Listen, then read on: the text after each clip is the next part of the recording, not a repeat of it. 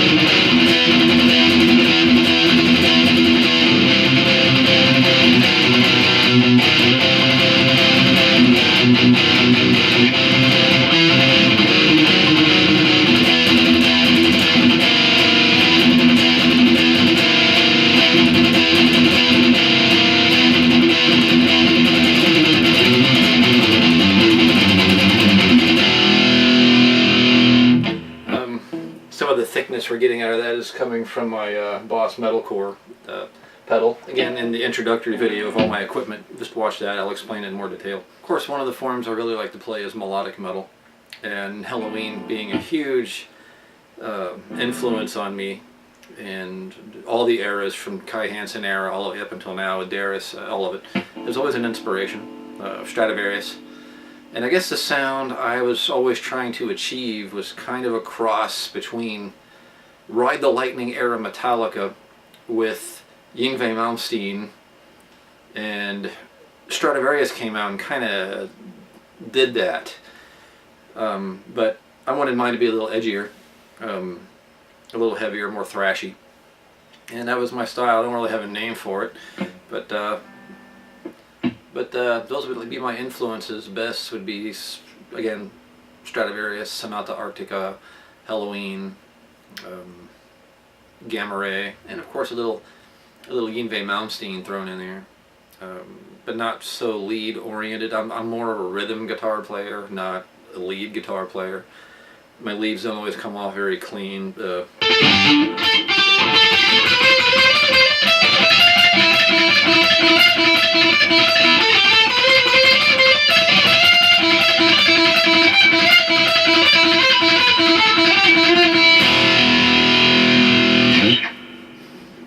Okay, sometimes the leads can come out okay, but it's usually the riffing that I enjoy more.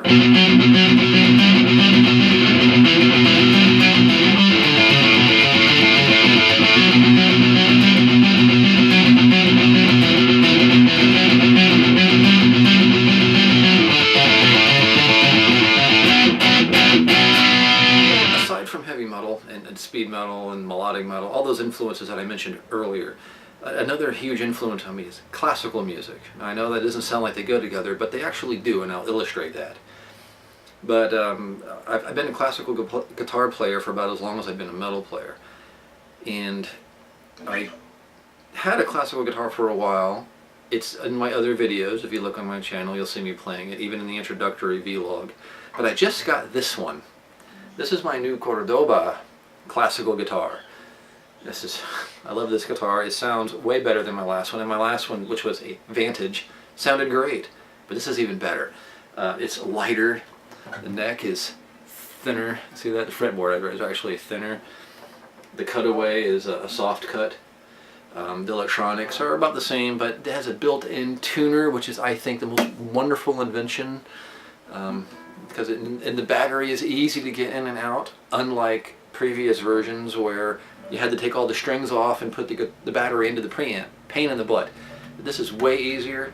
It has a tuner built in, and it has effects that you can put through the music through an amplifier, which I'll show that too. This is my new addition to the family. And I just love the tone. It says,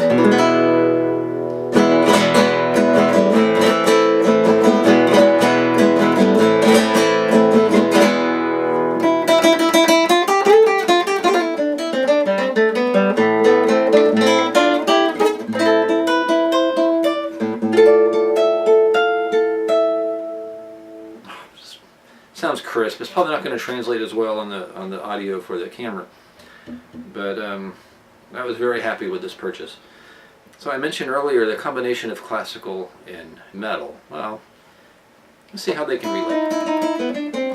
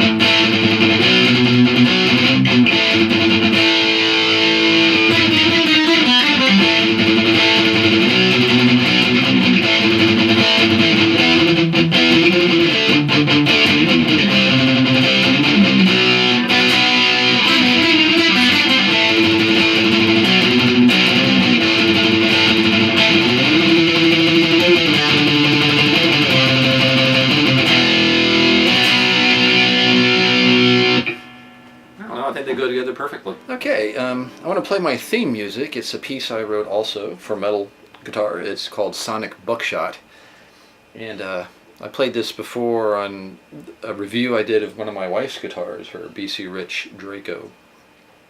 And so this is it. This is my theme music in its entirety.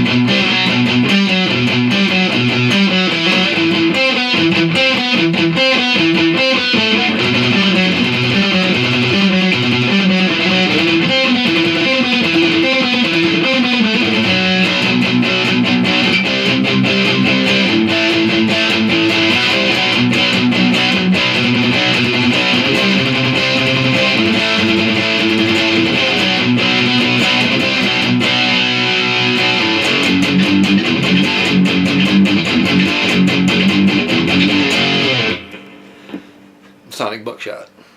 Minus the leads, of course. One of the fill-ins I do is this.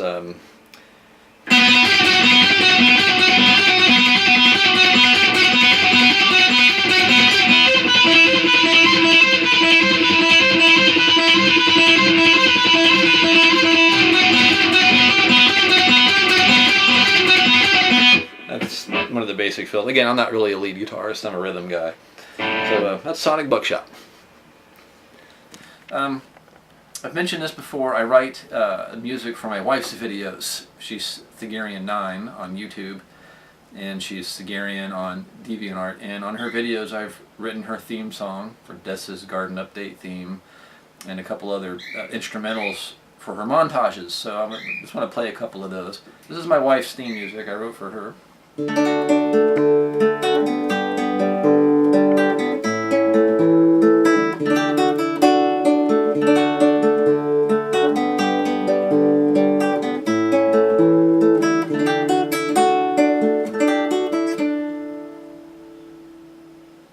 And I wrote another one for her called Rolling Pumpkin. I forgot why I wrote it for you. Remember why, babes?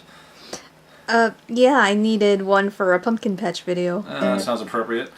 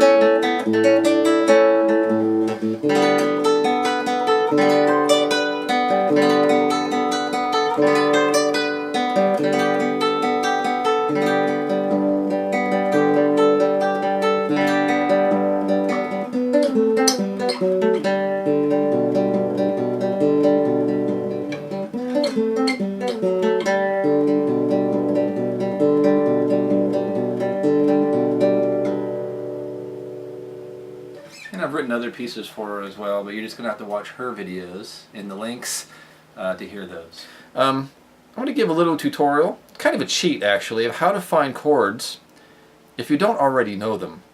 If you can memorize just a few basic minor and major chords in the first position, you can pretty much find any chord you don't know. Let me show you how. Let me show you this cheat.